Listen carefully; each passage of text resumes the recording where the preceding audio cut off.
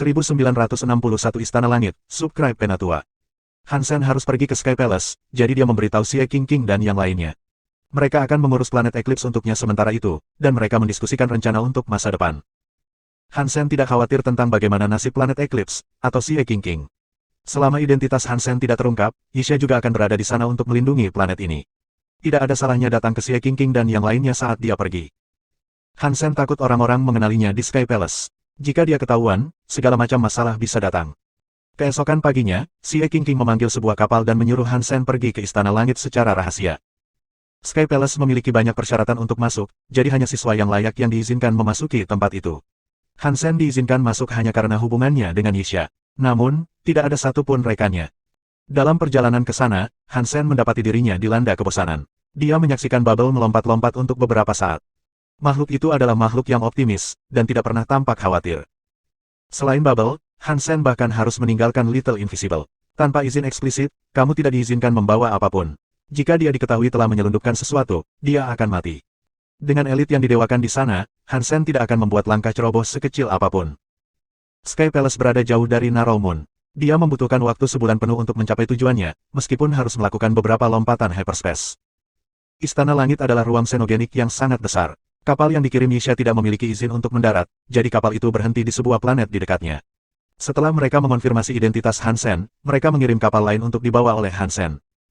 Ketika Hansen memasuki Sky Palace, dia menemukan banyak pulau mengambang di udara. Itu hanya langit dimanapun dia memandang. Pulau-pulau itu terus berlanjut, baik di atas maupun di bawahnya.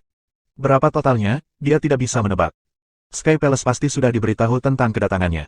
Ketika Hansen masuk, seorang pria menungganginya di atas ekor burung putih besar.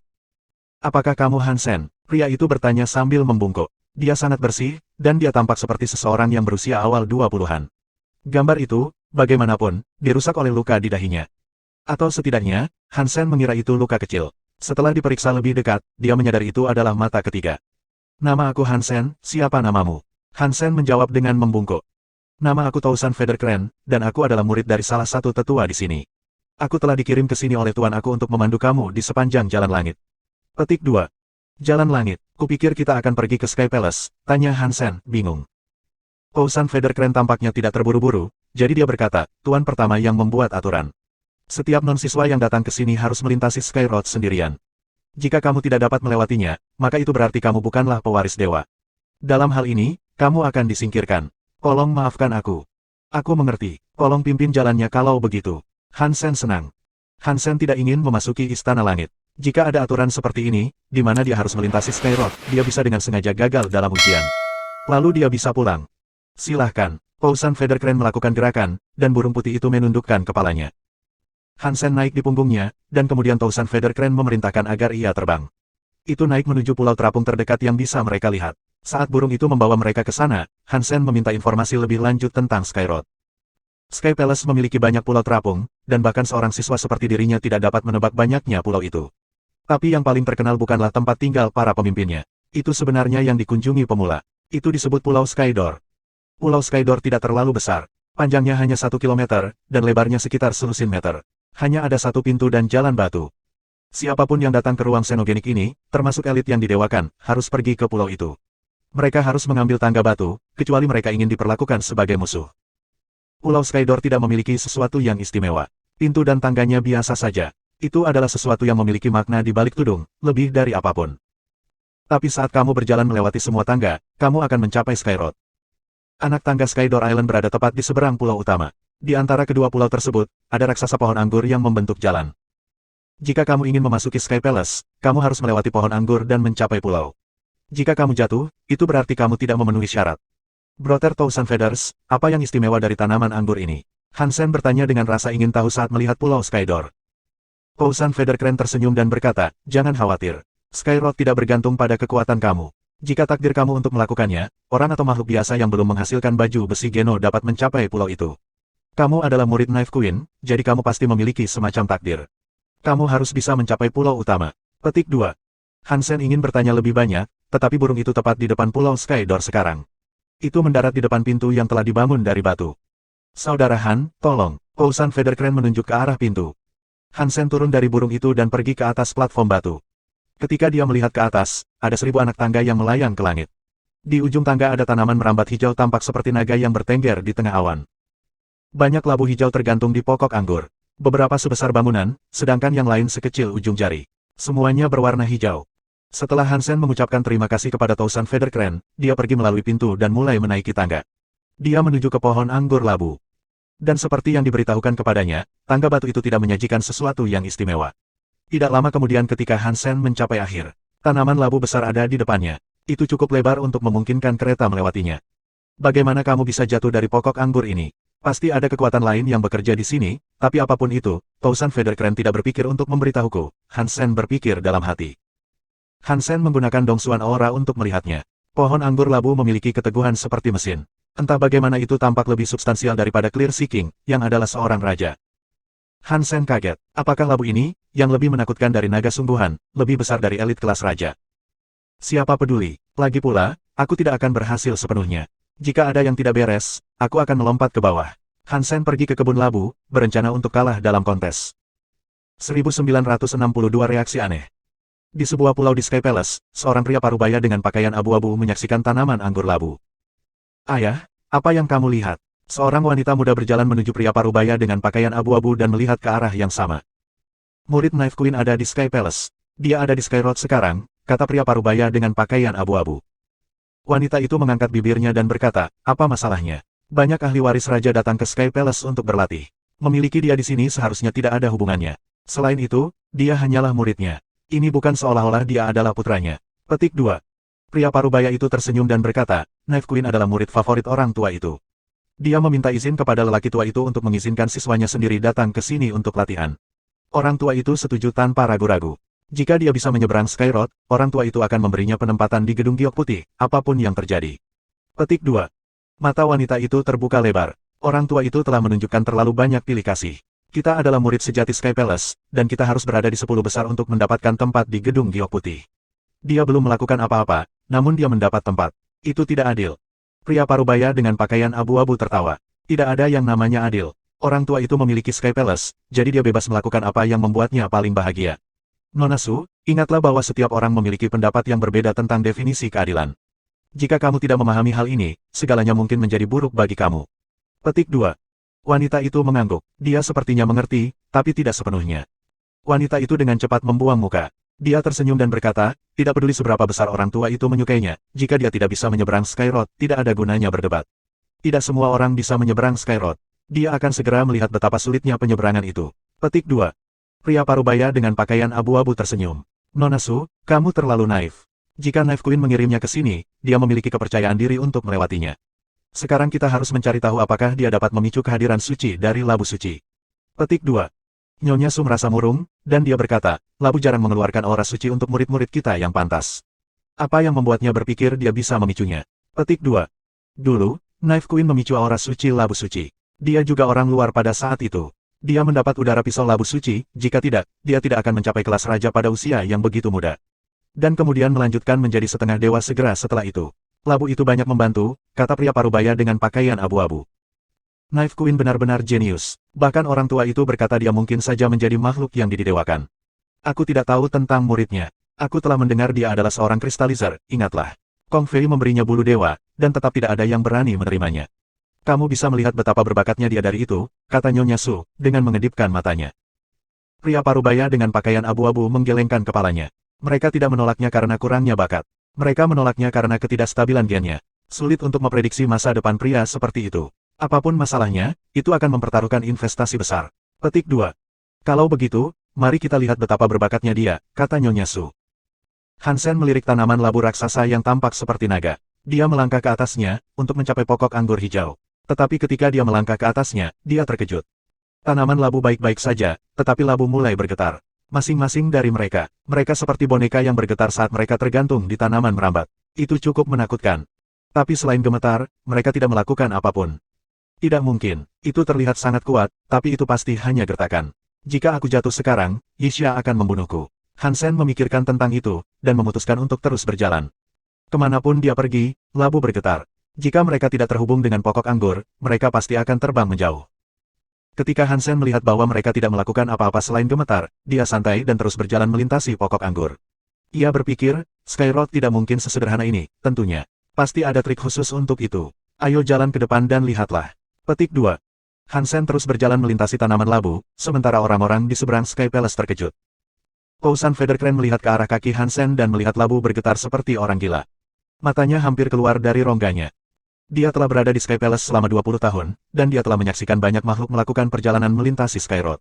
Beberapa telah melewati pohon anggur tanpa insiden, beberapa telah terlempar oleh pohon anggur yang marah, dan beberapa telah menerima persetujuan oleh labu suci dan diberi aura suci.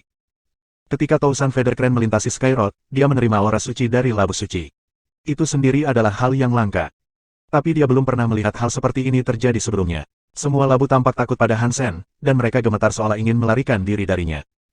Ada apa dengan orang ini? Pousan Federkren menyaksikan Hansen menyeberang di atas labu suci.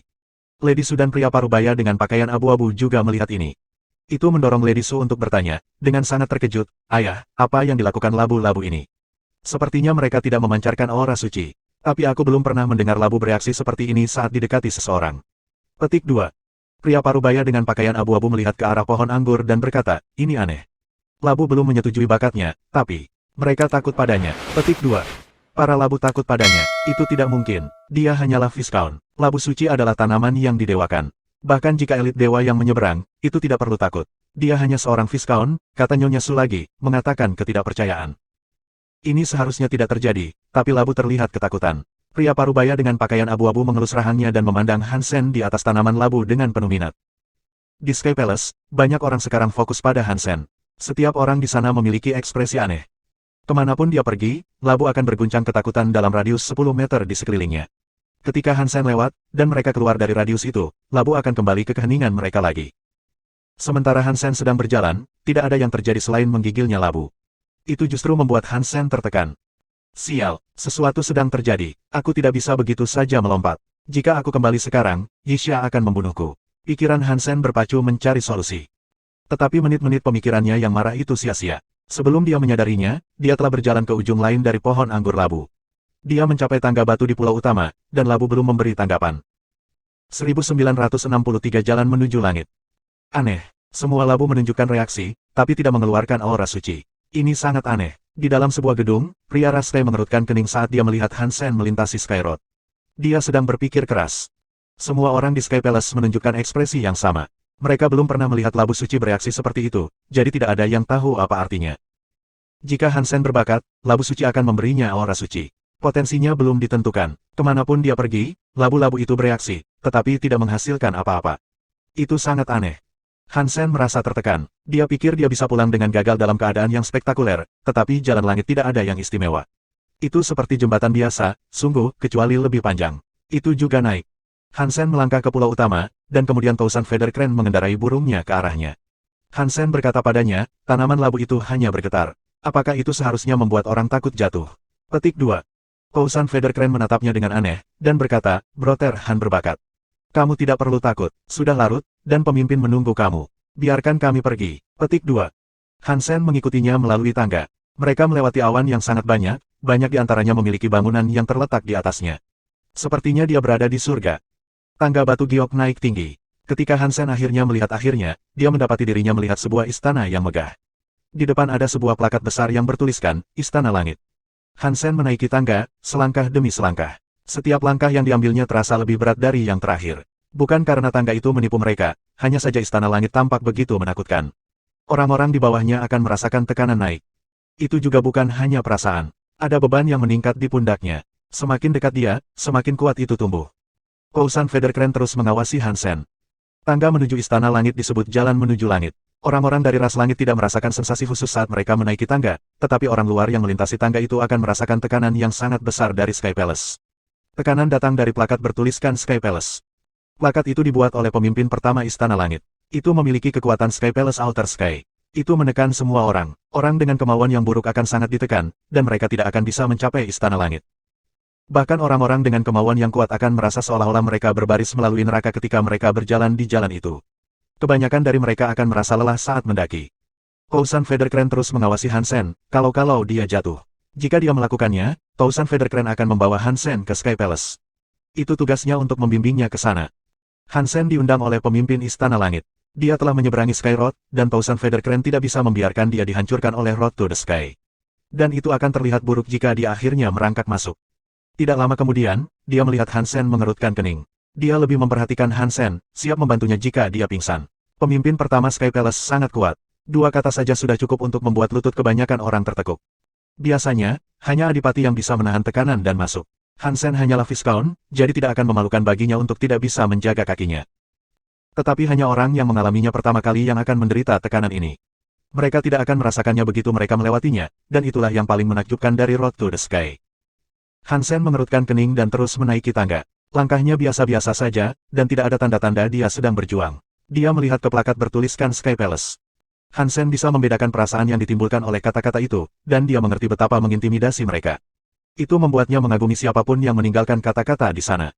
Hansen tidak melawan dengan keinginannya. Dia datang ke sana untuk berlatih, jadi dia tidak ada di sana untuk menimbulkan masalah. Dan pemimpinnya adalah Guru Yixia.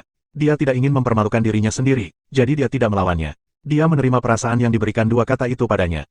Perasaan Sky Palace aneh. Hansen merasa seolah-olah dia dihancurkan. Semakin sulit untuk berjalan, dan dahinya akhirnya mulai berkeringat. Hansen menolak untuk melawan perasaan yang diberikan kata-kata itu kepadanya, tetapi masih sangat sulit untuk menahannya. Jika Hansen tidak memiliki germakan keinginannya sendiri, dia akan dijatuhkan ke tanah dan dibuat tidak bergerak. Kousan Federkren mengamati butiran keringat pada Hansen, dan memperhatikan bagaimana kelihatannya pria itu baru saja keluar dari air. Dia mengerutkan kening. Mereka hanya naik 100 langkah, namun keringat Hansen memerah. Itu sangat ekstrim. Dia adalah seorang Viscount, jadi tidak mungkin dia bisa bertahan 1000 langkah. Tetapi jika situasi Hansen berlanjut seperti itu, dia bahkan mungkin tidak berhasil mencapai langkah ke-200. Sky Palace kuat. Hansen kaget. Hansen tidak menggunakan kemauannya sendiri untuk mencoba mematahkan keinginan Sky Palace, tapi jelas sangat kuat untuk menekannya seperti itu. Hansen tidak tahu harus berbuat apa. Karena Hansen memutuskan untuk tidak melawan, dia tidak berencana melepaskan perasaan itu. Dia menerima tekanan dan terus berjalan. Itu sangat berat, seperti dia sedang membawa gunung. Setiap langkah yang diambilnya meninggalkan tangga di belakangnya yang basah oleh keringat. Hansen terus merasakan tekanan itu saat dia berjalan, dan saat dia terus maju, dia belajar sesuatu. Itu adalah perasaan murni, dan itu tidak datang dari Hansen. Intensitas penindasan mulai memberi Hansen semacam inspirasi. Kekuatan Dongsuan Aura hanya bisa menutupi indranya. Itu tidak mempengaruhi tubuhnya. Jika Dongsuan Aura bisa ditekan seperti itu, kekuatannya akan mencapai level lain. Saat Hansen terus berjalan, dia melonggarkan dirinya. Dia membiarkan tekanan jatuh padanya sepenuhnya. Dia berharap belajar sesuatu dari kata-kata itu. Semakin sulit bagi Hansen untuk berjalan. Pada saat dia mencapai langkah ke-200, dia harus menghabiskan banyak tenaga untuk mengambil setiap langkah maju. Biarkan aku menggendongmu. Kousan Federkren melihat Hansen di ambang kehancuran, jadi dia memutuskan untuk membantunya. 1964 yang jalan menuju langit, subscribe Penatua. Hansen menderita di bawah teks Sky Palace. Dia tidak bisa fokus pada hal lain, dan dia tidak mendengar apa yang dikatakan Kousan Federkren kepadanya.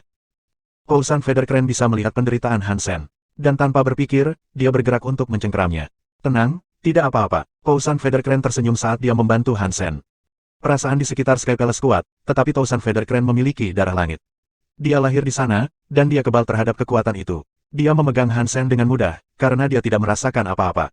Ini akan sangat ringan, bahkan jika Hansen hancur. Kousan Federkren melihat bahwa Hansen terus berjalan ke depan, dan memberinya lengannya sendiri untuk memegang dan mendukungnya. Jika dia jatuh, Kousan Federkren akan menggunakan kekuatannya sendiri. Meskipun Hansen tampak lelah dan kesakitan, dia masih berhasil melewati tonggak 500 langkah. Tapi setelah itu, tubuhnya tidak bisa lagi menahan kekuatan itu. Itu membengkokkan punggungnya. Kousan Federkren menarik lengannya ke atas untuk membantu Hansen berdiri tegak. Tapi ketika dia menggunakan kekuatan untuk mengangkat Hansen, dia merasa seolah-olah berat pria itu seperti batu besar. Dia harus menggunakan banyak kekuatan untuk membuat Hansen berdiri tegak. Bersantailah, jangan gunakan kekuatan. Ini adalah ilusi, dan sebenarnya tidak ada tekanan yang turun pada kamu. Kousan Federkren mengira Hansen menggunakan kekuatan karena dia memeganginya. Hansen tidak mendengar apa yang dia katakan. Perasaan menakutkan itu terus menghantam tubuhnya, membuatnya merasa seolah-olah sedang membawa gunung. Dia harus fokus. Kousan Federkren memegang Hansen saat dia naik. Beban di lengan Kousan Federkren terasa semakin berat, dan dia berpikir, keinginan orang ini sangat lemah. Dia hancur, dan dia menggunakan terlalu banyak kekuatan. Petik 2. Setelah beberapa saat, Hansen tampak terlalu berat bagi Kousan Federkren untuk membuatnya tetap tegak. Dia melihat tubuh Hansen dan menyadari bahwa dia tidak menjalankan energi apapun, dan dia tidak menggunakan kekuatannya sendiri. Aneh, dia belum mentransmisikan apapun. Kenapa dia begitu berat? Sky Palace seharusnya hanya menerapkan tekanan mental, dan bukan fisik. Kousan Federkren memikirkannya, tetapi dia tidak tahu apa yang sedang terjadi. Jadi, dia terus membantu Hansen. Tubuh Hansen semakin berat dan semakin berat. Pousan Federkren hanya menggunakan satu lengan untuk memulai, tapi sekarang dia terpaksa menggunakan dua. Selain itu menjadi sangat sulit. Hei, apa kamu baik-baik saja? Pousan Federkren memandang Hansen dan mengerutkan kening. Hansen terlihat sangat merah, dan pakaiannya basah oleh keringat. Napasnya menjadi sangat serak, seolah dia mulai tercekik. Bola mata Hansen menonjol di rongganya, dengan pembuluh darah bermunculan. Sepertinya seluruh tubuhnya benar-benar akan hancur. Hansen tidak menyangka bahwa ketika dia membiarkan perasaan yang dijiwai oleh teks memasuki tubuhnya, itu akan menjadi menakutkan. Sekarang, dia hanya bisa menggunakan keinginannya untuk mencegah dirinya dihancurkan. Berjalan sendiri benar-benar mustahil, pada saat ini. Setelah 1000 langkah, dia dibawa oleh Pousan Federkren. Pousan Federkren tidak tahu apa yang sedang terjadi. Perasaan Sky Palace sangat kuat, tetapi seharusnya tidak sekuat itu. Dia tidak menyadari bahwa Hansen telah meminta ini. Alih-alih melawan perasaan, dia secara praktis mengundang mereka ke dalam tubuhnya. Tidak ada yang pernah melakukan sesuatu yang gila seperti itu sebelumnya, jadi itu adalah peristiwa yang sama sekali tidak terduga. Ketika Pousan Federkren menyadari apa yang telah terjadi, dia tidak tahu bagaimana perkembangannya dari sana. Hansen telah melambat hingga berhenti, dan dia sepertinya belum bangun. Pousan Federkren membawa Hansen. Mengangkat Hansen membuat lengannya tegang, membutuhkan semua kekuatannya. Dengan cepat, lengannya menjadi sangat lelah. Dia tidak bisa menahan Hansen dari tanah. Pousan Federkren mengertakkan gigi dan menurunkan Hansen. Dia bergerak di depan Hansen, lalu menggunakan lengan Hansen untuk menarik pemuda itu ke punggungnya. Setelah Pousan Federkren mengangkat Hansen ke punggungnya, dia terus berjalan menuju Sky Palace. Murid Knife Queen itu aneh. Dia telah mencapai keadaan yang mengerikan hanya dengan berjalan di Road to the Sky.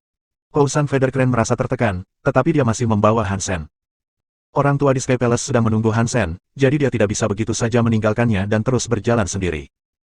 Pousan Federkren mempercepat kecepatan di mana dia membawa Hansen, tetapi setelah beberapa saat, dia melambat lagi. Bukannya dia ingin menjadi lambat, itu hanya karena Hansen seberat gunung kecil. Dia tidak bisa berjalan cepat. Semakin tinggi dia pergi, semakin berat Hansen. Dahi Pousan Federkren dipenuhi keringat. Apakah ini jalan menuju langitnya? Atau apakah ini jalan menuju langit aku? Pousan Federkren terus membawa Hansen, dan tak lama kemudian, dia berkeringat di sekujur tubuh. Setelah 9.000 langkah, Pousan Federkren menjadi merah. Keringat membasahi pakaiannya, dan kecantikan wajahnya telah lenyap. Dia terengah-engah untuk mencari udara. Aku tidak percaya dia seberat ini. Tidak mungkin dia bisa melepaskan kekuatan semacam ini, jika dia memang hanya Viscount. Dia bahkan tidak memiliki aliran energi. Dari mana datangnya kekuatan ini? Apakah karena perasaan yang dikeluarkan oleh teks Istana Langit? Petik 2. Pousan Federkren merenung saat dia berjalan. Pousan Federkren adalah seorang Earl. Dia bisa saja membawa seekor naga, dan berjalan di setiap langkah tanpa harus kehabisan napas. Tapi sekarang, pembuluh darahnya membengkak di lengan dan kakinya. Dia menghabiskan semua kekuatannya dalam perjalanan ini. Dia terengah-engah, sepertinya dia akan menghirup api. Ledakan. Awan putih mengalir dari Pousan Federkren, seperti uap yang keluar dari pori-porinya. Asap putih kemudian mengembun, berputar-putar di sekitar tubuh Pousan Federkren. Pousan Federkren tidak bisa lagi melanjutkan dengan kekuatan fisik saja, jadi dia menggunakan kekuatan perutnya. Situasi Hansen lebih buruk daripada Pousan Federkren. Sesuatu di dalam tubuhnya telah hancur. Tulang dan dagingnya runtuh, membuatnya tampak seperti pasien anoreksia. Bagian tubuhnya yang memiliki daging terkoyak, dan tulangnya mengerang di tengahnya. Mereka akan hancur. 1 langkah, 1 tangga. 10 langkah membawa darah dan keringat. Pousan Federkren, melihat semuanya hampir selesai, merasakan kakinya gemetar hebat. Dia berusaha sekuat tenaga, tetapi beberapa langkah terakhir mengambil semua kekuatannya. Dia hampir jatuh tepat di depan gerbang. Dia menggunakan semua kekuatannya untuk mendorongnya dan membawa Hansen melewati gerbang. Setelah masuk, Pousan Federkren terasa ringan kembali. Dia hampir mengerang senang. Dia merasa lega, dan dia berkata, akhirnya, kita di sini. Di tangga di antara awan, tidak ada yang melihat apa yang sedang terjadi. Tapi ketika Pousan Federkren masuk, orang-orang melihat dia telah membawa Hansen. Dan mereka semua terkejut. Selama Sky Palace ada, tidak ada yang pernah dibawa seperti itu sebelumnya. 1965 White Jade Jing. Hansen telah berjalan di tangga giok langit, dan semua orang tahu Pousan Federkren harus membawanya ke Sky Palace. Tapi ini terlalu aneh. Hansen hampir pingsan saat dia dibawa masuk. Pousan Federkren terus membawanya sampai mereka mencapai pemimpin Sky Palace. Hansen melayang masuk dan keluar dari kesadaran. Dia tidak bisa melihat seperti apa pemimpin Sky Palace itu, tetapi dia dibawa kembali oleh Pousan Federkren. Sesuatu yang aneh ini belum pernah terjadi sebelumnya, jadi ada banyak diskusi seputar acara tersebut. Ini pasti pertama kalinya orang tua itu bertemu dengan seseorang yang digendong. Aku mendengar janggutnya sendiri bengkok karena terkejut. Bagaimana dia bisa berjalan di Road to the Sky seperti itu? Orang itu unik. Petik 2. Atau lebih seperti menyeramkan. Haha. Tidak peduli betapa menyeramkannya dia, orang tua itu tetap menerimanya. Dia masih berhasil mendapatkan penempatan di gedung giok putih. Dia beruntung menjadi murid Knife Queen. Petik 2. Ya, orang tua itu menghormati Knife Queen, dan dia sangat baik. Orang tua itu benar-benar memperlakukannya seperti murid yang baik. Rasanya aneh kalau dia menganggap siswa seaneh yang dia lakukan. Petik 2. Hansen tidur selama 24 jam berturut-turut. Setelah itu, dia sembuh total. Perasaan tertekan akhirnya memudar. Setelah bangun, dia mendapati dirinya terbaring di tempat tidur batu giok. Ruangan itu tidak memiliki apa-apa, dari segi dekorasi. Itu adalah rumah batu dengan tempat tidur giok, meja batu, dan 4 bangku batu. Hansen meregang dan merasa sangat baik. Membiarkan perasaan keras itu ke dalam tubuhnya adalah penderitaan yang menyiksa, tetapi itu tidak sia-sia. Hansen belum bisa menemukan cara untuk membuat Dongsuan Aura menjadi sesuatu yang solid, tapi dia masih belajar sesuatu yang penting dari menerima perasaan itu. Ketika Hansen ditekan oleh Jade Turtle Spell, Dongsuan Aura telah mensimulasikan cara kerja teknik tersebut. Begitulah cara dia bisa merobek mantra itu. Sejak itu, Hansen sering memainkan mantra itu. Dia menggunakan Dongsuan Aura untuk mempelajarinya, tetapi kekuatan mantranya sangat rumit. Sulit baginya untuk mempelajari cara kerjanya, dan dia hanya membuat sedikit kemajuan. Namun saat Sky Palace memasuki tubuhnya saat berada di tangga, ia merasa ada kesamaan dengan Jade Turtle Spell. Sky Palace hanya memberikan perasaan tanpa menerapkan apapun yang solid, dan aliran energi Jade Turtle Spell terlalu sulit untuk dipahami sepenuhnya. Ketika mereka berdua dibandingkan, bagaimanapun, perbandingan itu membuka pikiran Hansen. Dia merasa bahagia. Ketika dia belajar lebih banyak, dia menyadari itu memiliki kesamaan dengan koin juga. Dengan terus memeriksa keterampilan, dia bisa belajar lebih banyak lagi. Sementara dia masih bisa merasakan gumpalan penindasan itu, Hansen mengeluarkan Jade Turtle Spell dan menggunakan Dongsuan Aura untuk memahaminya. Dia mencoba mempelajari sesuatu dari mantra itu, sehingga dia bisa mengkonfirmasi teorinya. Hansen duduk di tempat tidur batu giok saat dia melihat ke arah Jade Turtle Spell. Tapi dia dengan cepat menemukan bahwa Jade Turtle Spell berperilaku seolah-olah semakin lemah. Dulunya seperti batu giok, tapi sekarang seperti batu. 2 hari kemudian, mantra penyu giok tiba-tiba retak dan menjadi debu. Itu menjadi tidak berguna. Hansen kaget, tapi dia senang dengan ini. Dia telah belajar banyak. Hansen telah menghilang selama beberapa hari, dan rumor beredar di sekitar istana. Orang-orang percaya Hansen mengalami koma mini selama berhari-hari, dan dia mengalami luka serius. Dia hanya berada di sana selama beberapa hari, dan dia belum bertemu banyak orang sama sekali. Namun meski begitu, dia menjadi sangat terkenal. Banyak siswa di Sky Palace yang penasaran. Mereka ingin tahu orang seperti apa Hansen itu. Hansen keluar dari rumah batunya dan memperhatikan bahwa dia berdiri di pulau terapung. Itu lebih seperti batu besar daripada pulau. Di luar rumah, tanah di sekitarnya hanya seluas setengah lapangan bisbol. Di pulau kecil itu, ada pohon yang bengkok. Hansen tidak tahu jenis pohon apa itu, tetapi pohon itu tampak setengah mati, dan dipenuhi bekas hangus. Daunnya semuanya menguning, dan kelihatannya siap untuk jatuh kapan saja. Hansen melihat sekeliling. Pulau itu kecil, tapi sangat dekat dengan pulau utama. Itu adalah salah satu pulau terdekat dengan pulau utama, sebenarnya. Hansen melihat sekeliling, dan kemudian dia mendengar seekor burung. Seorang pria anggun mengendarai bangau putih besar terbang dan mendarat di pulau itu. Terima kasih telah membawaku ke Sky Palace, kata Hansen dengan rasa terima kasih yang tulus. Hansen fokus pada perasaan penindasan, tetapi dia masih ingat dibawa ke Sky Palace. Jika dia tidak menerima bantuan itu, dia akan terlindas di tangga. Pousan Feathercrane menggelengkan kepalanya dan berkata, membawamu ke Sky Palace adalah tugasku. Tidak perlu berterima kasih padaku. Petik 2. Setelah itu, Pousan Feathercrane mengeluarkan tablet untuk Hansen dan berkata, ini adalah tablet identitas Sky Palace. Ini akan menunjukkan kepada orang lain tingkat otoritas dan akses yang kamu miliki dalam Sky Palace.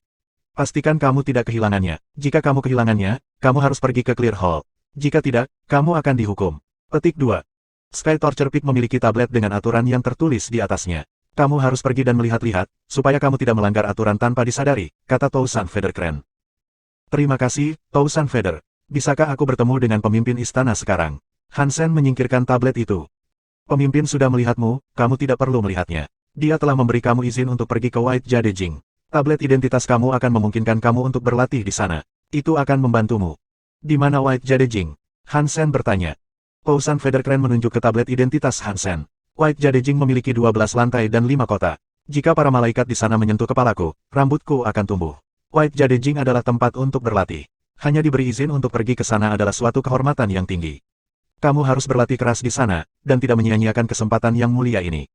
Pousan Feathercrane melompat ke burung putihnya untuk pergi. Pousan Feather, mau kemana? Hansen dengan cepat bertanya. Aku akan berlatih di White Jade Jing. Pousan Feathercrane menjawab. Bagus, aku tidak tahu jalan ke sana. Bisakah kamu membawa aku? Kata Hansen, saat dia dengan cepat melompat ke burung itu. Pousan Feathercrane tampak tertekan, tetapi dia tidak mengatakan apa-apa. Dia menerbangkan burung putih besar itu ke salah satu pulau terapung. Sky Palace sangat bagus. Jika ini ada di aliansi, ini akan menjadi tempat yang bagus untuk turis. Hansen melihat begitu banyak pemandangan aneh dan bangunan yang tampak seperti surga. 1966 jade air. Udara terbuka membentang sejauh yang bisa dilihat Hansen di atas dan di bawah Sky Palace. Pulau-pulau itu mengapung bersama di tengah lautan langit yang tampaknya tak berujung. Hansen duduk di atas burung tausan Federkren dan mengagumi pemandangan. Setelah 1 jam perjalanan, burung seputih salju itu turun di satu pulau khusus. Pulau itu terletak di antara awan, jadi penglihatan mereka sedikit terhalang. Apa yang bisa dilihat dengan jelas, bagaimanapun, adalah 12 menara giok yang menjulang di tengah awan. Burung seputih salju mendarat di pulau itu, dan tausan Federkren dan Hansen turun. Dia melihat seluruh pulau terdiri dari batu giok, tetapi tidak terlihat seperti buatan manusia. Tausan Federkren menuju gedung White Jade. Ketika Hansen melihat ke sana, dia melihatnya berkilau. Dia hampir tidak bisa melihat 12 bangunan giok putih dari udara.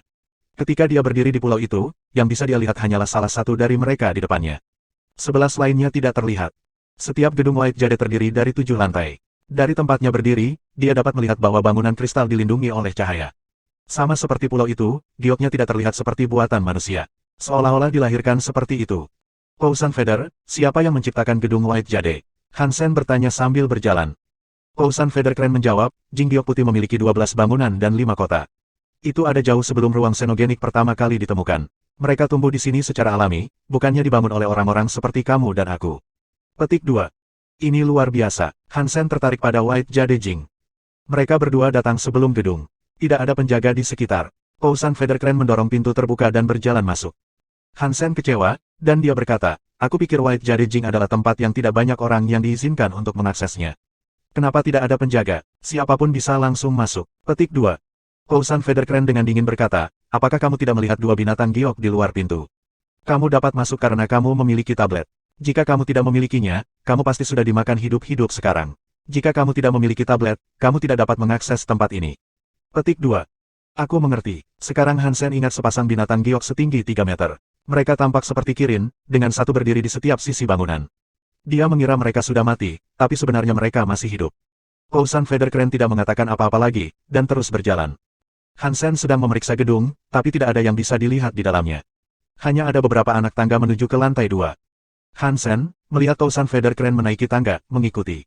Lantai 2 sama dengan yang terakhir, itu kosong. Hanya ada tangga lain yang menuju ke lantai 3.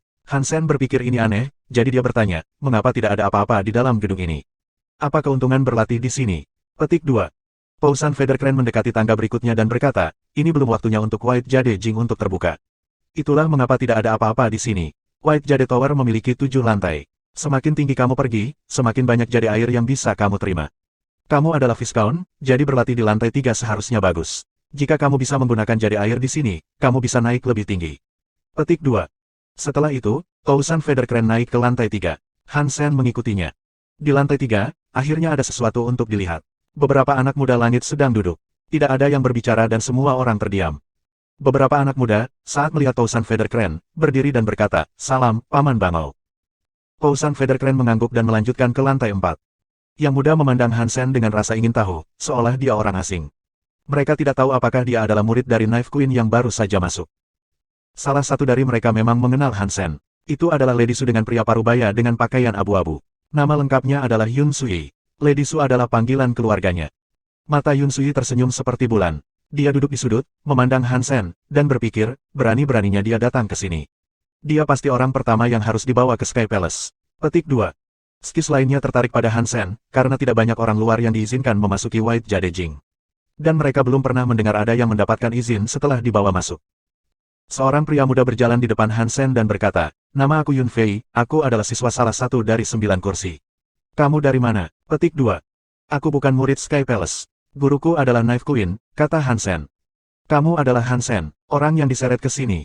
Yun Fei berteriak kaget. Orang lain menatap Hansen seolah-olah dia adalah hewan dari kebun binatang. Ya, aku Hansen yang sama. Hansen mengangkat bahu. Dia tidak terlalu peduli dengan apa yang mereka pikirkan tentang dia. Bro, kamu luar biasa. Sejak langit mengklaim tempat ini, kamu adalah orang pertama yang terbawa arus. Bagaimana kamu melakukannya? Yun Fei tertawa saat dia menepuk bahu Hansen. Aku khawatir itu kecelakaan. Tidak perlu cemburu. Hansen tertawa. Yun Fei dan Sky lainnya bisa melihat Hansen memiliki temperamen yang lembut dan mau bercanda, jadi mereka mengobrol sebentar. Hanya para elit langit yang diizinkan mengakses White Jade Jing. Tidak ada konflik di antara mereka, jadi mereka mengobrol dengan gembira satu sama lain. Namun Yun Sui hanya memperhatikan. Dia tidak berpartisipasi. Melihat Hansen berbicara dengan mereka, dia berpikir, dia terlihat baik, tapi keinginannya lemah. Mengapa Knife Queen bersedia menerima siswa seperti ini? Dia bahkan bukan salah satu dari rabat. Petik 2. Setelah berbicara sebentar, Yun Fei tiba-tiba berkata, waktu habis. Bicara lagi nanti. Setelah itu, setiap orang menemukan tempat untuk duduk. Hansen tahu White Jade Jing akan dibuka, jadi dia menemukan tempat untuk duduk juga. Menara giok tidak memiliki debu. Lantai yang terbuat dari batu giok halus dan sejuk. Hansen merasakan udara sejuk memasuki tubuhnya saat dia duduk. Saat udara dingin melingkari Hansen, batu giok di tengah lantai mulai mengeluarkan asap putih. Asap putih itu mengepul ke seluruh ruangan, berkilauan seiring dengan perjalanannya. Itu memenuhi setiap inci udara. Semua orang mengerahkan kekuatan mereka untuk menyerap asap dari batu giok, menciptakan pusaran kecil di sekitar mereka. Hansen telah bertanya kepada mereka tentang menara giok putih saat mereka mengobrol, jadi dia tahu bahwa dia seharusnya menggunakan seni genonya untuk menyerap jade air. Tiba-tiba, Hansen merasakan energi dingin menembus tubuhnya. 1967 menyerap jade air. Perasaan itu luar biasa, sepertinya banyak es batu kecil meleleh di sekitarnya. Mereka meleleh saat menyentuh kulitnya, dan kemudian diserap. Saat jade air diserap ke dalam selnya, Hansen memperhatikan beberapa perubahan yang terjadi di seluruh tubuhnya. Kulitnya berubah warna seperti batu giok. Di bawah pengaruh jade air, Yun Fei dan yang lainnya semuanya bersinar seperti kristal. Mereka seperti patung yang dibangun dari batu giok. Jade air yang kuat ini dapat mengubah gen tubuh. Jade air ini pasti berasal dari gen xenogeneik, ya. Hansen berpikir sendiri. Lev Crazy memang mengatakan bahwa bebatuan memiliki perasaan, tetapi kehidupan mereka berbeda dari kita. White Jade Jing pasti makhluk, dan jade air pasti gen xenogeneik. Karena itu, aku tidak bisa menentukan level White Jade Jing. Hansen membuat sejumlah tebakan saat dia menyerap jade air. Tapi hanya menebak-nebak yang bisa dia lakukan karena teorinya berasal dari apa yang pernah dikatakan Lev Crazy kepadanya. Tidak ada yang bisa membuktikan jika yang dia pikirkan adalah kebenaran.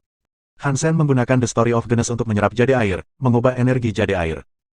Kisah gen sangat cocok dengan elemen lain. Setelah menyerap jade air, ada peningkatan yang nyata. Tapi itu masih belum cukup untuk menerobos, dan jelas ada sesuatu yang hilang. Bukankah Tausan Federkren mengatakan bahwa semakin tinggi kamu, semakin kuat jade air? Mungkin aku bisa menggunakan jade air yang lebih kuat untuk menerobos, pikir Hansen sambil berdiri. Dia berjalan menuju lantai 4, dengan jade air di sekelilingnya. Lantai 3, dengan jade airnya, menawarkan terlalu sedikit untuknya. Setiap orang di sana adalah Viscount, tetapi Hansen telah menggunakan banyak gen xenogenik untuk memperbaiki tubuhnya. Dia jauh lebih kuat dari rata-rata Viscount. Hansen dapat bersaing dengan Els jika dia memaksimalkan gennya sebagai Viscount. Ketika dia melangkah ke lantai 4, dia merasa sangat kedinginan. Lantai 3 terasa sejuk, tapi lantai keempat terasa dingin. Setelah masuk, dia merasa seperti tersandung ke dalam 2 es. Tapi rasa dingin itu tidak bisa mempengaruhi tubuh Hansen. Dia melihat sekeliling lantai 4 dan melihat beberapa orang duduk di tengah pusaran jade air. Selain Sky, ada 2 ras dari luar. Namun, Tausan Federkren tidak berada di lantai ini. Hansen menyerap jade air untuk membantu terobosan dengan The Story of Genes, tetapi tidak berhasil. Jadi, dia memutuskan untuk berjalan ke lantai 5. Ketika dia mencapai lantai 5, dia merasa seolah-olah dia telah membeku. Dia berhenti di pintu masuk dan menjadi seperti patung sungguhan. Jade skin meleleh dari es ke air, dan dengan kekuatan Hansen, dia tidak bisa memurnikan jade air itu. Jade air mulai memenuhi tubuhnya. Hansen merasakan tubuhnya menjadi dingin. Itu juga bukan suhu tubuhnya yang menurun, hidupnya yang melemah. Hansen bisa merasakan tubuhnya berubah menjadi batu giok, semakin lemah. Dia melemparkan The Story of Genes, tapi dia tidak bisa menahan batu giok. Kekuatan gen jade air jauh lebih kuat daripada kekuatan gen Hansen. Jadi, gen di tubuhnya diubah oleh jade air. Hansen terkejut. Dalam ruang satu lantai, ada perbedaan besar. Kekuatannya cukup untuk melawan jade air, tapi itu akan meniadakan tujuan berlatih di sana. Hansen melemparkan Petrifi dan mengubah dirinya menjadi batu. Ketika jade air mencoba menyerang batu itu tidak bisa menyerang gen tubuh Hansen. Itu melembabkan tubuh Hansen yang membatu, membuatnya lebih mudah diserapnya. Saat menggunakan Petrifi, satu-satunya skill lain yang dapat diaktifkan oleh Hansen adalah The Story of Genes. Jadi, tanpa ragu, dia mengaktifkan The Story of Genes untuk menyerap jade air di sekitarnya. Jade air diserap oleh tubuhnya yang membatu. Dia terus menjalankan The Story of Genes, dan saat dia melakukannya, tubuhnya yang membatu berubah menjadi batu giok. Jade air yang kuat terus mencoba menerobos dan mengirimnya ke kelas Earl. Tetapi lagi dan lagi, sesuatu menahannya dan membuat prosesnya gagal. Udaranya sangat kuat, tetapi untuk beberapa alasan, itu tidak dapat membawanya ke tahap terakhir. Setelah 2 jam, jade air menghilang. Dan saat itu hilang, Hansen berhenti menggunakan Petrifi. Dia merasa tidak enak. Jade air yang begitu kuat, dan masih belum cukup untuk menembus The Story of Genes. Apa yang harus aku lakukan untuk menjadi Earl? Hansen merasa tertekan. Orang-orang di lantai 5 melihat orang asing, mereka melihat Hansen. Mereka melihat dia bukan dari langit, dan itu bahkan lebih aneh. Orang-orang itu tidak tahu siapa Hansen, dan mereka tidak berharap Viscount bisa menemani mereka di lantai 5 saat jade air meletus. Jadi, mereka menduga Hansen adalah seorang Earl. Hansen tidak tinggal dan berbicara dengan mereka, dan dia langsung naik ke lantai 6. Dia memiliki petrifi, jadi jade air tidak bisa melukainya. Jika jade air di lantai 5 tidak bisa membantuku menerobos, aku harus terus maju. Hansen berjalan ke lantai 6. Lebih banyak orang berlatih di sana. Ini bukan waktunya untuk jade air meletus di sana, tapi tidak ada yang memperhatikan Hansen. Hansen melihat sekeliling lantai 6, dan lagi dia tidak bisa melihat Tousan Federkren. Jadi, dia pergi ke lantai 7. Hansen menemukannya di sana di lantai 7. Dan di lantai 7, selain Hansen sendiri, total ada 3 orang. 2 di antaranya dari langit, dan salah satunya botak. Dia memiliki 9 tahi lalat di kepalanya, jadi dia berasal dari Buddha. Dia tampak muda, seperti Speechless. Jadi, pasti sulit untuk mencapai titik ini di usianya yang sekarang. Dia adalah yang terbaik dari para Earl, karena kebanyakan Earl tidak bisa melangkah lebih jauh dari lantai 5. Dari 2 Sky, salah satunya adalah Tousan Federkren. Sky lainnya adalah seorang wanita muda yang tidak diketahui Hansen. Hansen memandang mereka, dan mereka memandang Hansen. Saudara Han, kenapa kamu tidak berlatih di sana? Kenapa kamu datang ke sini? Tousan Federkren bertanya. Sebelum Hansen bisa menjawab, wanita muda langit itu melihat ke arah Hansen dan berkata, kamu adalah murid Ratu Pisau, Hansen. Hansen melihat betapa takutnya dia, dan dia tahu apa yang akan segera dia katakan. Dia tersenyum dan berkata, iya, aku Hansen, yang dibawa oleh Tousan Federkren. Petik 2. Bab 1968 lantai ke-7. Wanita itu mendengarnya dan tersenyum. Kamu sangat lucu. Nama aku Yun Susang. Aku adalah murid dari tetua ke-10. Kamu bisa memanggil aku senior. Petik 2. Salam, Yun senior, kata Hansen, tiba-tiba merasa seperti kembali ke sekolah. Itu sebenarnya perasaan yang menyenangkan. Yun Susang menunjuk laki-laki Buddha itu dan berkata, namanya adalah First Day. Sang Buddha mengirimnya ke sini untuk belajar di Sky Palace, sama seperti kamu. Petik 2. Amitabha, salam, Tuan Han. First Day membungkuk di depan Hansen. Hansen tidak menyukai Buddha, tetapi dia tidak berpikir bahwa setiap orang dari mereka adalah orang jahat. Dia tidak mengenal First Day, jadi dia tidak punya alasan langsung untuk membenci pria itu. Meski begitu, dia masih ingin menghindari menjadi teman First Day. Setelah perkenalan, Hansen beralih ke Tousan Federkren. Tousan Feder, kupikir kamu mengatakan ada 12 bangunan White Jade. Tapi aku hanya melihat yang ini. Jika Hansen tidak dapat mencapai terobosan di lantai 7, dia berpikir bahwa dia mungkin membutuhkan tempat dengan jade air yang lebih kuat. Ada 12 bangunan dan 5 kota di White Jade Jing. Kebanyakan orang hanya melihat 12 gedung giok putih, bukan 5 kota. Akibatnya, mereka hanya bisa masuk ke satu tempat ini. Jika kamu ingin memasuki yang lain, kamu harus memahami menara lainnya terlebih dahulu, kata Tousan Federkren. Apa yang bisa dipelajari? Hansen bertanya. Aku tidak tahu, itu hanya sesuatu yang harus kamu pelajari. Sulit bagiku untuk menjelaskannya, tapi aku pikir kamu harus berlatih di lantai 3 atau 4. Kamu bisa mulai berpikir untuk pindah setelah mencapai lantai 5 atau 6, kata Tousan Federkren. Hansen ingin mengatakan sesuatu, tetapi seseorang tiba-tiba memasuki lantai 7. Itu adalah Yun Sui. Mereka bertemu di lantai 3. Yun Sui, saat melihat Hansen, terkejut. Saat jade air lewat, Hansen telah menghilang. Dia percaya bahwa dia tidak dapat menahannya, jadi dia memutuskan untuk pergi. Dia tidak menyangka bahwa Hansen sudah pergi ke puncak, mencari Tousan Federkren. Sui, izinkan aku memperkenalkanmu. Ini adalah siswa Knife Queen, Hansen. Yun Susang menarik Yun Sui mendekat dan tersenyum. Aku sudah bertemu dengannya, di bawah, jawab Yun Sui. Yun Sui dan Yun Susang adalah saudara perempuan. Mereka adalah ahli waris dari tetua ke-10. Yun Sui memiliki darah, sedangkan Yun Susang adalah putri tiri. Yun Susang adalah putri dari tetua ke-7, tetapi dia telah meninggal. Yun Susang diambil oleh ayah Yun Sui saat dia masih muda. Tousan Federkren juga merupakan murid dari tetua ke-10, jadi dia dekat dengan saudara perempuan Yun. Para suster memiliki hubungan yang baik, sebaik saudara kandung manapun. Karena mereka memiliki waktu sedikit sebelum White Jade Jing dibuka kembali, Yun Sui datang untuk berbicara dengan Yun Susang dan menghabiskan waktu. Hansen bertanya pada Tousan Federkren, Tousan Feder, aku ingin tahu tentang jade air dari 12 bangunan lainnya. Apakah mereka lebih kuat? Petik 2. Sebelum dia bisa menjawab, Yun Sui berkata, mereka tidak hanya lebih kuat. Mereka memiliki semangat. Jika kamu bukan seorang Earl setidaknya, kamu akan mati di sana. Jangan pernah berpikir untuk pergi ke tempat lain. Tetaplah di sini dan berlatih. Petik 2. Jadi jika aku menjadi Earl, aku bisa pergi ke 12 gedung lainnya. Hansen bertanya. Kamu harus memahami pengetahuan tentang bangunan White Jade. Hanya dengan begitu kamu dapat melihat bangunan lain di belakang yang satu ini, kata Yun Sui. Tousan Federkren, Yun Susang, dan First Day adalah yang terbaik dari Earl. Bisakah mereka tidak memahami pengetahuan ini? Hansen berpikir sendiri. Dia tahu itu adalah sesuatu yang tidak seharusnya dia katakan dengan keras. Namun, Yun Sui tahu apa yang dipikirkan Hansen. Dia tersenyum. Kakak Ren dan adikku sudah mengerti. Banyak orang di lantai 6 sudah mengerti juga. Tapi dari 12 bangunan, yang pertama ini yang paling jinak. Jade air di sini adalah yang termudah untuk disempurnakan, jadi yang terbaik adalah tetap di sini sampai kamu menjadi seorang markuise. Petik 2. Setelah mendengar ini, Hansen mengerutkan kening dalam pikirannya. Jika jade air di sini dianggap ringan, seberapa menakutkan jade air di gedung lain. Jika aku bisa menerobos ini, mungkin aku bisa pergi ke gedung giok putih lainnya. Aku hanya tidak tahu apa yang perlu aku pahami tentang konstruksi ini. Petik 2. Setelah berbicara sebentar, Yun Susang tiba-tiba menyadari waktu. Kemudian, dia berbicara dengan Yun Sui. Jade air akan meletus. Kembali sekarang. Kita akan berbicara nanti setelah ini selesai. Petik 2. Yun Sui mengangguk dan menuju tangga. Hansen masih berbicara dengan Tousan Federkren, jadi dia berkata, kamu harus datang. Saat jade air tiba, kamu akan menjadi patung giok sebelum kamu memiliki kesempatan untuk kembali ke lantai 3. Petik 2. Saudara Han, pergilah ke bawah. Nanti kita bisa berbicara lagi. Kata Tousan Federkren. Aku tidak akan kembali. Aku ingin berlatih di sini, kata Hansen. Yun Sui dan yang lainnya semua memandang Hansen. Yun Sui mendapati dirinya marah sekaligus geli. Bahkan sebagian besar Earl tidak berani naik ke lantai 7. Hanya adikku dan kakak Ren, yang sangat berbakat dan lebih kuat dari Earl rata-rata, yang berani berlatih di sini. Apakah kamu tidak melihat petak Els di lantai 6? Mereka tidak berani muncul. Menurut kamu, apa yang dapat dilakukan Viscount di sini? Apakah kamu ingin menjadi patung? Petik 2. Saudara Han, kamu harus turun. Kamu harus melakukan ini dari lantai ke lantai, kata Tousan Federkren.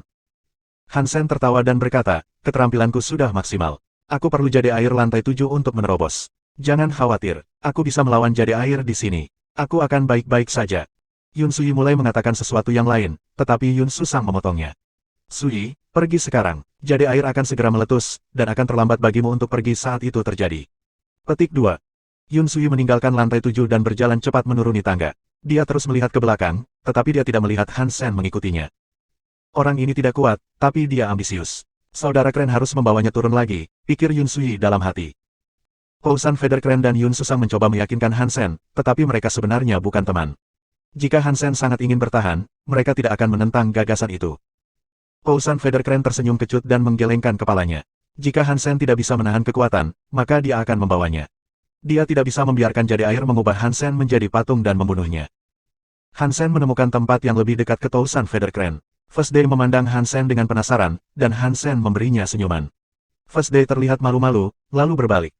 Buddha First Day ini menarik. Dia sangat muda dan kuat. Dia mungkin sebagus Seven Spirit. Pikirannya masih seperti anak kecil, pikir Hansen. Kemudian, dinding giok mulai memancarkan jade air. Bab 1969 menjadi Earl, subscribe Penatua. Jade air di lantai 7 mengalir keluar seperti cairan. Itu terlihat tergantung di udara. Hansen menggunakan petrifi untuk mengubah dagingnya menjadi batu, jadi dia tidak terlalu merasakannya saat jade air terhubung dengan tubuhnya. Dia menggunakan The Story of Genes untuk menyerap jade air. Tousan Federkren, Yun Susang, dan First Day semuanya berpaling untuk melihat Hansen. Rata-rata tidak bisa menahan jade air di lantai 7, dan Hansen hanyalah Viscount. Kemungkinan dia akan berubah menjadi patung giok. Tousan Federkren bersiap untuk membawa Hansen keluar saat dia tampak seperti sedang dalam masalah.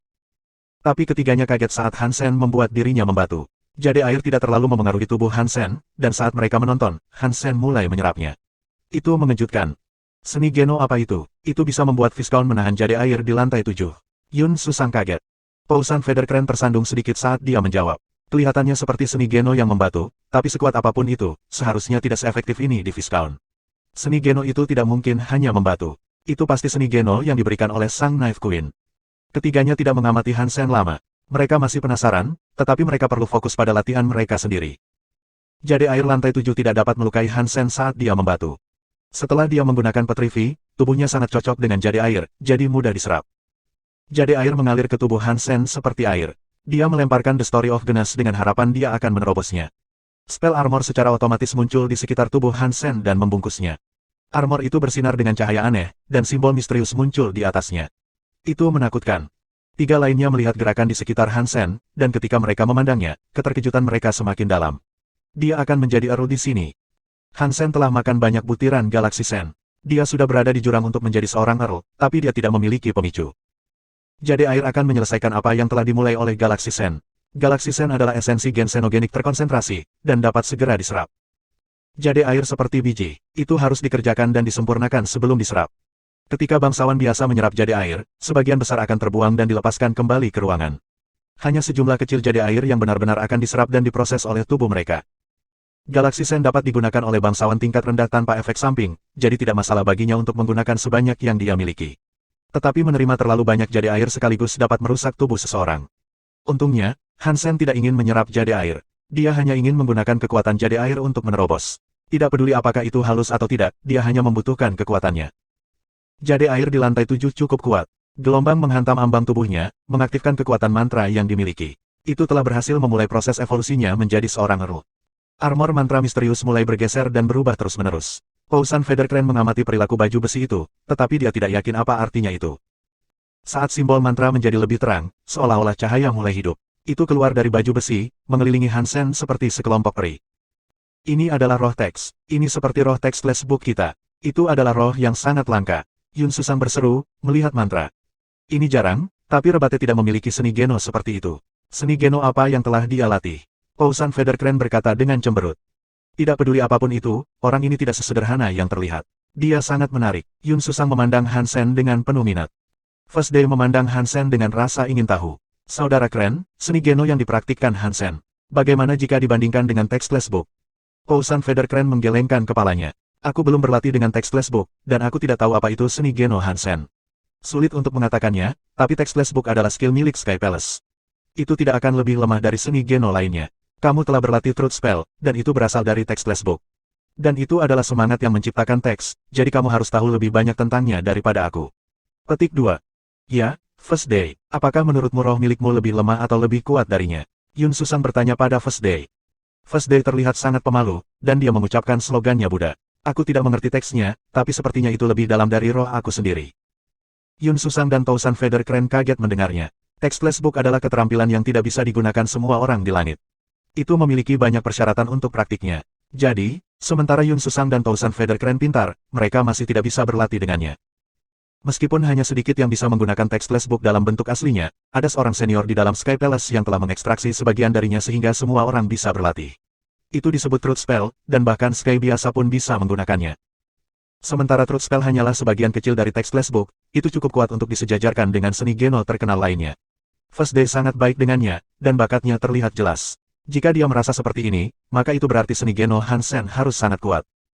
Saat Hansen berevolusi, roh mantra menjadi lebih kuat. Sementara simbol berputar, pusaran telah dibuat. Itu menyerap jadi air dengan rakus, menguras kekuatan ke dalam tubuh Hansen. Pang! Sebuah simbol hancur, dan yang lain yang terbang di sekitarnya meledak seperti petasan. Semuanya rusak. Pousan Federcran dan yang lainnya kaget. Mereka mengira Hansen telah gagal, tetapi kemudian, tubuh mantra raksasa muncul di belakangnya. Itu melindunginya. Pang! Mantra itu juga rusak. Fragmen itu menjadi sejumlah mantra yang lebih kecil, yang mendarat di baju besi. Lalu mereka menghilang. Pousan Federcran terkejut, dan Hansen tidak tahu apakah dia berhasil atau gagal. Tapi dengan cepat, kekuatan yang mengesankan mulai memancar dari Hansen. Ketika yang lain melihatnya, mereka tahu pasti bahwa Hansen telah berhasil menjadi Earl. Spell Battle Body telah menjadi Earl. Suara itu bergema di benak Hansen, mengisinya dengan kegembiraan. Setelah banyak kerja keras, The Story of Genes telah berevolusi ke Earl. 1970 tahap keempat. Yun Sui berhenti berlatih dan membuka matanya. Jadi air tidak lagi keluar dari dinding, jadi dia melihat sekeliling untuk melihat apakah Hansen ada di sekitar. Dia tidak ada. Mengapa Brother Kren tidak menjatuhkan Hansen? Apakah mereka berada di lantai 4? Mungkin. Yun Sui bertanya-tanya sambil berjalan ke lantai 4. Tidak ada tanda-tanda Hansen di lantai 4. Yun Sui mengerutkan kening dan berbalik ke tangga, berniat untuk mencari di lantai 5 berikutnya. Tapi Hansen, Pousan Federcran, Yun Susang, dan First Day turun dari sana. Yun Sui dengan cepat bergerak ke arah mereka, memelototi Hansen. Aku sudah menyuruhmu turun saat aku pergi, tapi kamu terlalu keras kepala. Bagus. Sekarang, Brother Kren dan First Day harus membuang-buang waktu untuk menjatuhkan kamu. Jadi air hanya dirilis seminggu sekali. Kamu harus menunggu 7 hari lagi sekarang. Petik 2. Yun Susang menarik Yun Sui dan berkata, Sui, tidak seperti itu. Apa yang tidak seperti itu? Yun Sui bertanya dengan kebingungan. First Day berkata, Tuan Han naik level ke Earl di lantai 7. Kami telah turun bersama, sekarang jadi air telah berakhir. Petik 2. Ketika Yun Sui mendengar itu, matanya membelalak. Dia menatap Hansen dengan sangat tidak percaya. Kamu benar-benar tinggal di lantai 7 dan menjadi Earl. Hansen mengangguk. Dia tidak akan menyembunyikan kekuatannya. Yun Sui merasakan energi Hansen. Dia bingung, dan saat dia membuka mulut, dia tidak mengatakan apa-apa. Tidak pernah terdengar bagi Viscount untuk menahan jadi air dari lantai 7 dan menjadi Earl. Itu memohon kepercayaan. Ayo pergi. Kita bisa bicara lebih banyak nanti. Pousan Federkren memimpin jalan keluar dari White Jade Building. Gedung White Jade akan meletus 2 kali dalam sehari, dan kemudian tidak aktif selama 6 hari berikutnya. Hansen berhasil memecahkan Story of Genes pada hari pertama, jadi dia tidak peduli tentang apapun. Dia belum menemukan rahasia gedung giok putih, tapi dia akan baik-baik saja menunggu sampai minggu berikutnya. Hansen hanya senang dia meningkatkan kelas mantra ke Earl. Ketika mereka mengucapkan selamat tinggal, Yun Susang menghentikan Hansen dan berkata, Hansen, saudara keren dan aku akan pergi ke Gua Suanyuan dalam 2 hari. Jika kamu punya waktu, kamu bisa ikut. Petik 2. Jika kamu tidak menentang partisipasi aku ingin datang, kata Hansen. Mereka mengatur waktu untuk bertemu, lalu Tousan Federkren mengantarkan Hansen kembali ke pulau terapung miliknya. Di Sky Palace, akan sangat ideal untuk mendapatkan tunggangan terbang. Akan jauh lebih nyaman bagimu, bahkan jika kamu tidak bisa terbang sendiri, kata Tousan Federkren sambil mengambil kembali Hansen. Di mana aku bisa menemukan tunggangan terbang? Bisakah aku membelinya di luar Sky Palace? Hansen berpikir bahwa jika mereka mengizinkannya membawa Xenogenik, dia bisa memanggil Little Star. Pousan Federkren menggelengkan kepalanya. Tidak ada makhluk dari luar yang bisa masuk ke sini, tapi kami memiliki pulau Xenogenik untuk mengembangbiakkan mereka. Kamu dapat membeli tunggangan terbang dari sana. Jika hanya untuk bepergian, bahkan kelas Baron dapat melakukannya. Tidak akan menghabiskan banyak biaya, tetapi akan lebih baik jika kamu berinvestasi di salah satu yang adalah tungkat Viscount. Petik 2. Hansen menanyakan lokasi pulau Xenogenik itu, dan kemudian Tousan Federkren pergi. Hansen kembali ke kamarnya dan memanggil spell, yang baru saja naik level. Dia ingin melihat bagaimana dia berubah. Mantra muncul dalam bentuk kewanitaannya. Dia terbang ke tangan Hansen dan menjadi senapan sniper putih. Ketika Hansen menggunakan pikirannya, penembak jitu putih itu berubah. Itu menjadi senjata logam putih yang tampak seperti peluncur roket. De-Asterismen. Ini memiliki tahap keempat, masing-masing lebih baik dari yang terakhir. Hansen sangat senang. Tapi Hansen tidak bisa menguji kekuatannya di rumah batu, jadi dia menyimpannya. Dia melemparkan cahaya roh dan menciptakan mantra yang memiliki kekuatan di dalamnya. Nanti aku akan mencari tempat untuk mencoba peluncur roket. Apa fungsi kekuatan mantra ini? Hansen berpikir. Setelah beristirahat selama beberapa waktu, Hansen berencana akan meninjau kembali peraturan Istana Langit. Dia tidak ingin tanpa disadari melanggar aturan. Dia tidak memiliki tunggangan terbang, jadi dia menggunakan kekuatannya sendiri untuk terbang. Untungnya, dia sekelas Earl. Kekuatan mantra sangat kuat sebagai hasilnya, dan itu cukup untuk membawa Hansen ke pulau terapung yang memiliki tablet. Hansen membaca aturan dan mencoba menghafalnya. Kemanapun dia pergi, mengetahui aturan selalu penting baginya. Mengetahui aturan berarti dia bisa bersikap. Dan ketika dia bertemu orang baru, dia tidak akan dilihat sebagai musuh. Mengetahui aturan terkadang berarti dia dapat menerima bantuan tak terduga. Ada banyak aturan di Sky Palace. Meskipun Hansen bisa mengingat semuanya, dia masih meluangkan waktu untuk menghafalnya. Dia melihat sekeliling sedikit, dan kemudian, Xenogenik yang tampak seperti harimau mendarat di depan Hansen. Yun Sui berada di punggungnya, dan dia melompat ke depannya. Sui, apakah kamu di sini untuk membaca peraturan? Hansen bertanya padanya. Yun Sui tersenyum dan berkata, aku lahir di Sky Palace, dan aku telah membaca peraturan berkali-kali. Tetap saja, aku dihukum. Aku bisa melafalkan masing-masing dengan mata tertutup, jadi aku tidak perlu membaca hal ini. Petik 2. Itu berarti kamu datang mencariku. Hansen melihat sekeliling. Tidak ada orang lain di sana kecuali dia. Yun Sui mengangguk dan berkata, adikku tahu kamu tidak memiliki tunggangan terbang, jadi aku mengajakmu untuk membelinya. Keluarga Yun pandai menanam Xenogenik, jadi kami memiliki toko di Pulau Xenogenik. Aku bisa memberi kamu diskon. Petik 2. Terima kasih, jawab Hansen. Ayo pergi. Yun Sui tampak agak bersemangat. Mohon tunggu sebentar, aku belum menyelesaikan aturannya. Hansen kembali membaca aturan yang tertulis di tablet. Yun Sui menunggu, memperhatikan betapa hati-hati Hansen membacanya. Apakah dia nyata? Aku menunggu di sini, dan dia masih berkonsentrasi penuh untuk membaca tablet. Yun Sui menunggu sebentar, dan Hansen terus membaca. Dia merasa tertekan. Dia adalah putri dari tetua ke-10. Banyak pria ingin dekat dengannya, tetapi Hansen mengabaikannya, dan malah memperhatikan aturan bodoh. Dia begitu fokus, seperti membaca seni Geno yang kuat. Jika Yun Susang tidak memintanya untuk bersikap baik, Yun Sui pasti sudah pergi. Beberapa saat kemudian, Hansen selesai membaca. Kemudian, Yun Sui melompat ke atas harimau terbang itu. Dia tersenyum pada Hansen. Aku akan membawamu ke Pulau Xenogenik sekarang. Kamu harus mengikutiku. Petik 2. Setelah itu, Yun Sui menepuk harimau itu. Kemudian, harimau itu melebarkan sayapnya dan terbang ke awan. Itu sangat cepat. Aku sudah lama menunggumu, jadi sekarang kamu bisa sedikit menderita, pikir Yun Sui sambil menyeringai. Dia sengaja pergi sebelum Hansen bisa naik ke tunggangannya. Terima kasih, subscribe Penatua.